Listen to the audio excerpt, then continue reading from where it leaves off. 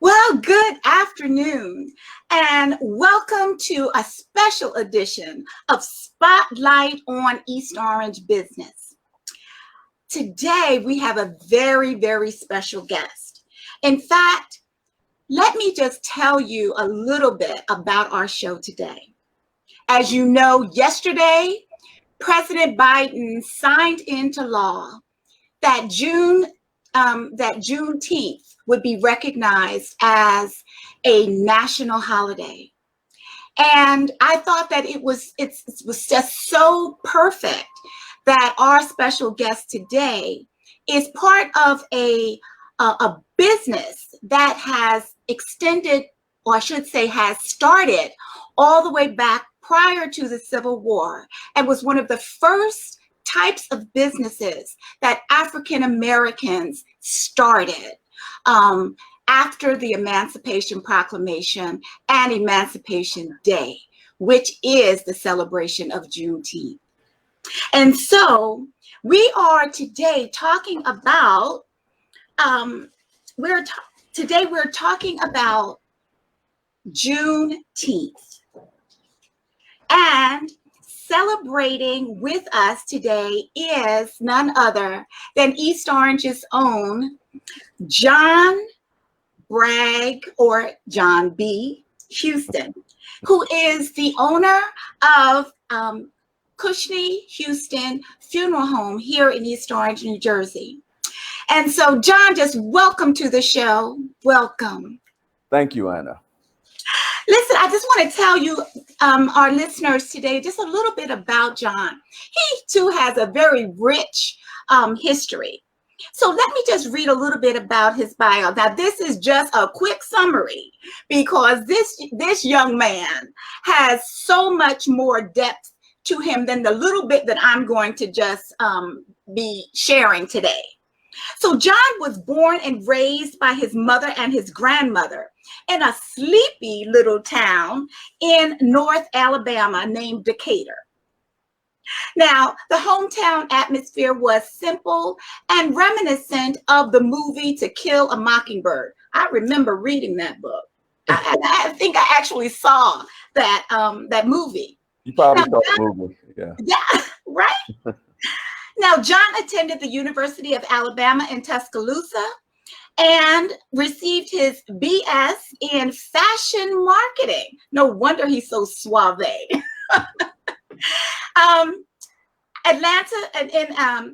At the Atlanta University in Georgia, he received his MBA. Later, he attended the Harvard of Mortuary Schools, the American McAllister School of Funeral Services in Manhattan, where he graduated summa cum laude. And that does not surprise me, having met John over the years. John has always wanted to be a funeral director, and all of his schooling and work experience have prepared him for this profession. John is dedicated to his profession and strives to be the best. He also strives to provide a dignified, meaningful, and visually beautiful service to each of his families he serves. And I personally can testify to that. John is actually featured in the 2018 PBS documentary, The Woman in the Iron Coffin. Now, John's funeral home features professional pallbearers, and they're called the John B. Houston Professional Pallbearers. We'll have to come and talk about that a little bit more. And what's so special about his professional pallbearers? Guess what? They actually participated in the services, not only throughout the country, but they also provided pallbearing services for the late Cicely Tyson. Now, in addition to his renowned career, John also counts as some of his some of his accomplishments, that he is a proud father. He is actually a father of 5, Tanel, Xavier, Devon, Kayla, and John. So welcome to the show, John. I just appreciate you taking the time. Thank you. Thank you so much. So, John, this is, as I mentioned at the beginning of the show, this is a very historical and culturally rich profession. Why did you choose the field? Like you mentioned, I've always wanted to become a funeral director. Always. Since I was a kid, my father owned a funeral home, and it's something that I've always wanted to do. Oh my goodness. Now that's usually not on the top 10 list of professions that most young people would choose. But that's quite admirable. So I mentioned a few things about the Cushnie-Houston funeral home.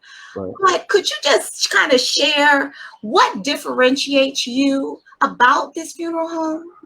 Yeah, what basically differentiates me is because I pay extraordinary attention to the details. I've always, most of the time I get involved with the music. I'm also involved with the visual. The visual is so important.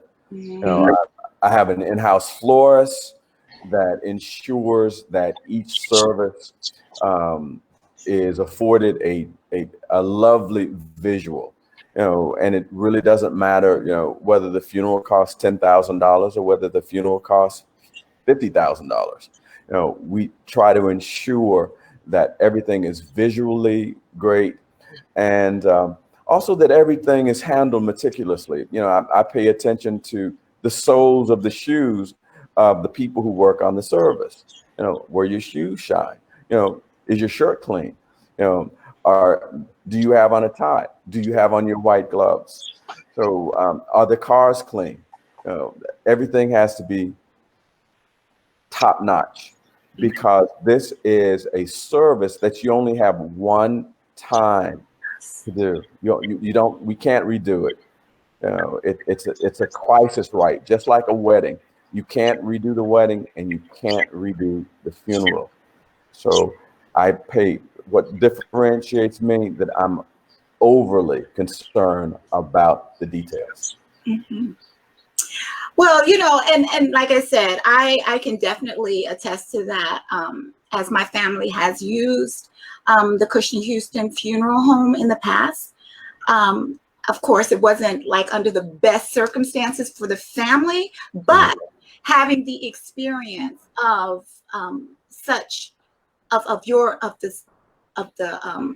the services that you provide was really next to none. It's just absolutely stellar. Well, that's what's most important. It's a very, very difficult time, and the family is mourning. And what I try to do is offer a dignified service that's beautiful, that takes a sting away from some of that. Yeah. So, John, I know that you also own other funeral homes in not only New York, but also in New Jersey. What made you choose to open your business in East Orange?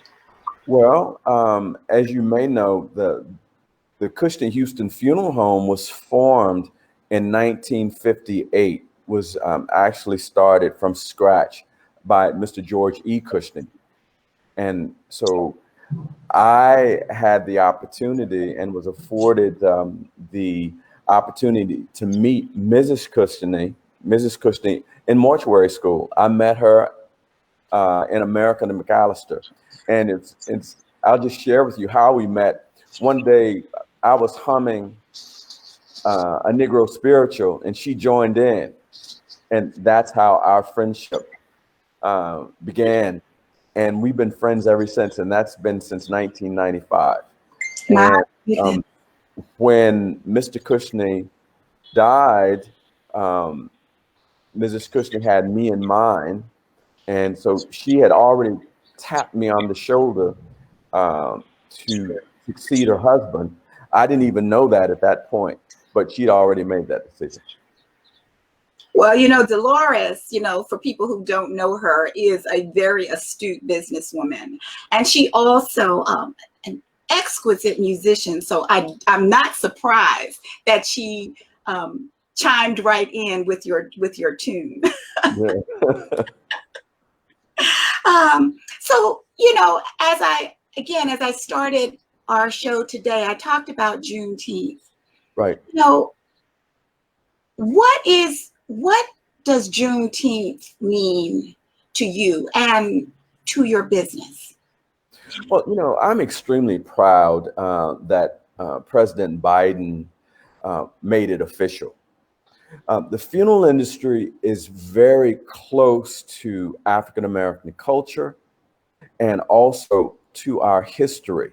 And as you said in your initial conversation, that we have owned funeral homes. It's one of the first businesses that we started because funeral homes are culturally sensitive, and it's that whole grieving process and the funeral process is special for African Americans. And like I said, we as a people grieve a certain way, and the funeral homes are close to the pulse of our history and our culture. So it's just easy when it comes to our culture and Juneteenth. I'll be celebrating tomorrow with a barbecue and lots of spirituals and lots of jazz and lots of music by African American composers. So that's what makes it special to me, personally and from a business standpoint. And next year, we plan on doing something big in the city of East Orange to celebrate Juneteenth. Oh, that is wonderful. Well, I look forward to attending, say God willing. Yes. So, so I'm glad that you did mention your special events, but I just want to just go back and just take a look at, since you've been in this business, especially since you've been in the business in East Orange, or even in your own life, could you share with us some of your proudest accomplishments? Well, my proudest accomplishments is one of the proudest is the formation of the pallbearers, the John B. Houston pallbearers. 5 or 6 years ago, I attended the services of Lena Horne in the city, and there were professional pallbearers on her service. And I said, I should form a troupe and make this available to my families for my funeral homes. And so that's been one of my proudest. And also, I'm really proud of the fact that, that I have established 3 funeral homes that my children can inherit. I have all of my kids work in the business one way or the other during different times. Some of them, my daughter Kyla works with me full time. However, it's a business that they own someday, that they will own, and that they do not have to worry about someone dismissing them. And so I think it's one thing that we should do as a culture is to basically invest in our own businesses. So those are 2 of my proudest moments: the formation of the funeral homes and the John B. Houston pallbearers. Well, yeah. Can we just talk a little bit more about the John B. Houston pallbearers? I found that so interesting, because as a teacher and a trainer, I'm always looking for opportunities, especially for our young urban children, as to how they can start to make their own mark. Could you tell us like some of the things that you would be looking for as far as young people that are interested in going into the funeral home business, especially here in East Orange, or, how you might be able to help groom some more. Sure. One of the things that whenever I talk to a young person, when it comes to trying to secure employment, is their language, how they speak, their appearance, their grooming, and thirdly, the attitude. And also I will add a fourth one is that they can do. You can do anything that you set your mind to do. And the funeral home attracts young people is because they see the end results of all of our hard work. They see the shiny cars and they see that funeral homes are well dressed, and most of the time that the funeral director seems to be one of the professions that pays well. So we attract a whole lot of young people. And they see, like I said, they see the funeral and how easy we make it, seem. But all behind the glitz is that it's extremely hard work. They don't know that I'm on call 24/7. Yes. I have to answer my phone even though I don't want to. Holiday plans might have to be given up at any moment because you have to service the public. So it's when it comes to young people, you can do anything that you set your mind to. There are people and professionals that are willing to help. You have to look for the ones who are able and are willing to share. And I'm always looking for a young person who is willing to assist me on services. And for if they're at a certain height and weight, we do, and strong enough, we'll put them on our professional pallbearing team. Yeah. Wow, that's exciting. There are professions that have like these apprenticeships or where young people can actually, learn by doing. And it seems as if that's one of the things that, your business and the funeral home business can definitely offer. And I just applaud you, John, for doing that, because our young people do need examples of business people that are willing to reach out into the community. So as a business owner, managing 3 funeral homes has to be challenging sometimes. Yes, it is. Could you just share a little bit of your challenges, since you just shared some of your biggest accomplishments? Sure. The challenges are mainly getting everyone to work together for one purpose. I basically manage the funeral home in East Orange in New York, and I have another manager in Paterson, New Jersey. So the biggest challenge one of the biggest challenges is to make sure that we're all on the same page.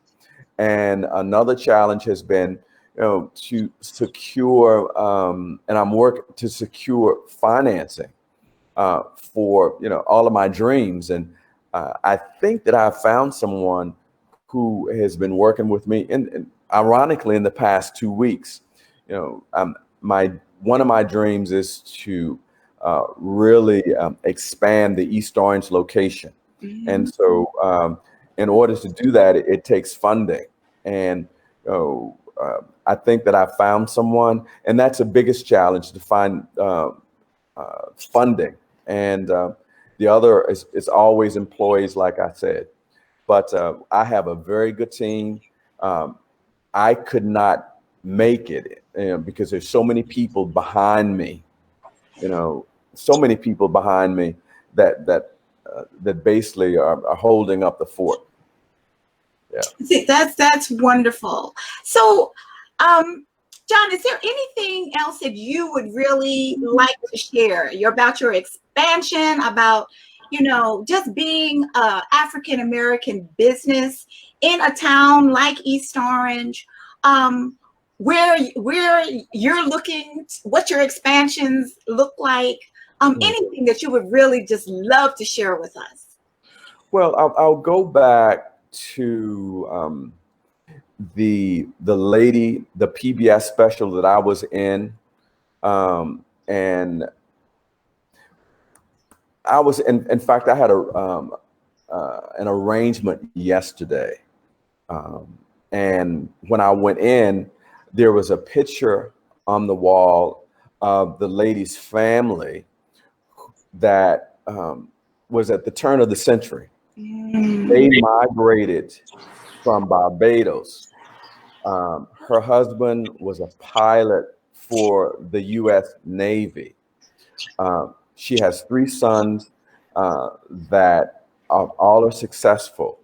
But this photo was like in 1900s, and even from like I said, the PBS special, there was a woman that we found that the church found, and just give you some background on that. There was a woman that was discovered near a project in New York, and the church used to own it, but she was so well preserved that they thought it was a recent homicide case. But they found out that she was a former slave. They found out that she could read. They found out that she belonged to a person that owned a casket company. And the reason I'm drawing these parallels is that we as Black people have been fighting for our freedom. And most of the time, when a whole lot of times people think of Africa and Black folks, we think of slavery. But we have been educated people that have been, even since, of course, we know about back to Africa, but you were kings and queens. But even back when we came to this country, we have always been striving to do better, fight for our freedoms, and to do well. Even back into the 1800s, so they found this, like I said, they found this woman, and it was remarkable. Her minister was an abolitionist with the AME Church, and it just lets you know how rich our history is. And it's not just from 1960; it's from 1860 and beyond.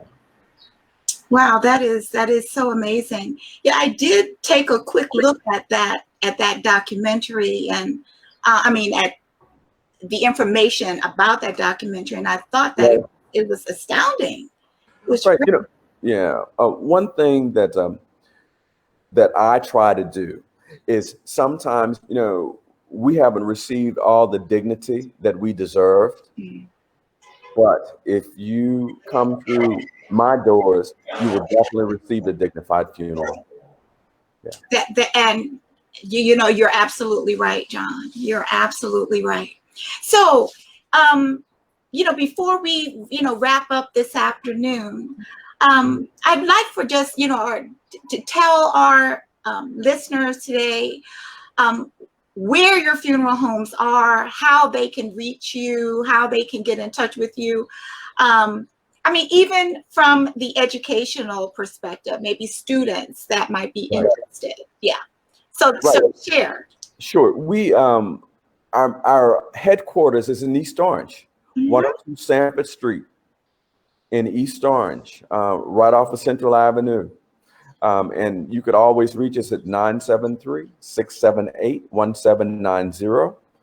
That's 973-678-1790. Someone answers the phone 24 hours a day. That's great. We also have other locations, because this is going to be probably, people will be seeing this from not just in New Jersey and East Orange, but from all over. Right. We actually, if you can always Google John B. Houston, and we'll take you to our website. We have a location in New York, And we also have a location, 2 locations in Patterson.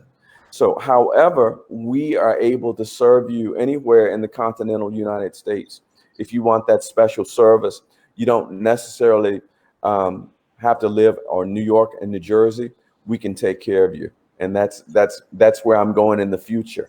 I can offer you one of those special funeral services, white gloves with the professional pallbearers, wherever you like. Well, that is so great. You know, I'm really looking forward to seeing all that the Cushnie Funeral Home here in East Orange, New Jersey, is looking it's looking to grow to.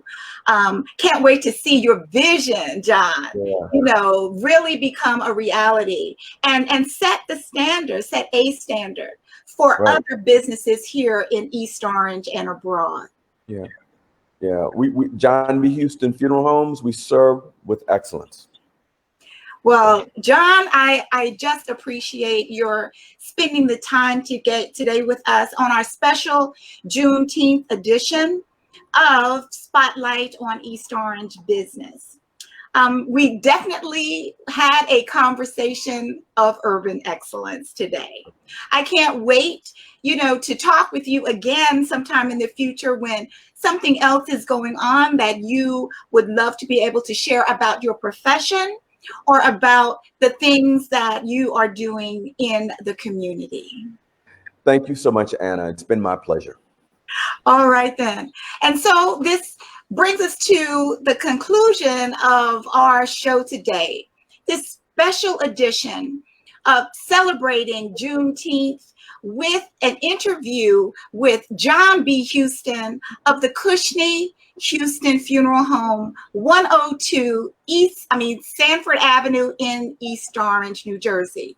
Be sure to tune in for a future Spotlight on East Orange Business, where we will be talking with businesses on Main Street, Central Avenue, Ampere, and all throughout our great city. This show was brought to you today by Thrive Leadership Institute and the East Orange Business Association.